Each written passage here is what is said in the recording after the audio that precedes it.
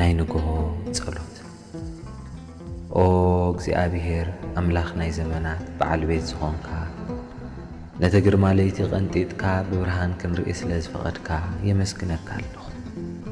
ኣብ መደቀሴ ዝሓለኻኒ ካብ ሞት እውን ዝሰወርካኒ ኣኢዳወይ ናብኻ የልዕል ኣለኹ።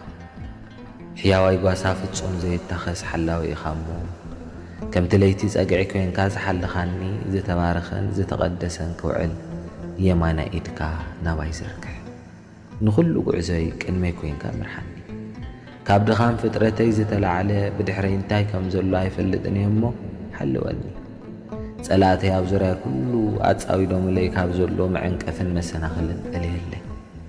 ብምሕረትካ መንፈሰይ ሓድስ ካብ ብዙሕ ፈተና ዝተላዕለ እኳ እንተወደቕኩ ኣተንስኣኒ እምበር ኣይትሕደገኒ። በዛ በረኽቲ መዓልቲ ኣብ ስርሐይ መንገደይ ህይወተይን ኣገልግሎተይን ኩሉ ናይ ጥፍኣት መርበብ ዘርጊሑ ሰላመይን በረኸተይን ከግድፈኒ ተዳልዩ ዘሎ ጸላኣይ ዲያብሎስ ንፍሕሱኡ በቲኽካ ሰላም ኣጎናጽፈኒ። ብድፍረት ተለዓለ ሓጢኣት ከይገብር ዘንጊዐውን በደል ከይፍጽም ደግፈኒ።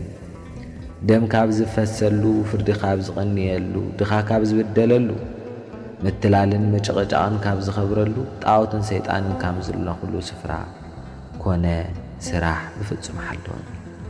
ድኹም ውልድካ ኢዳወይ ዘርጊሐ መንገደይ ክትመርሓኒ ናባኻ ኣብ ዝቐርበሉ ግዜ ሓጢኣተይን በደለይን ከይተጸየፍካ ተቐበለኒ ምርሓኒ።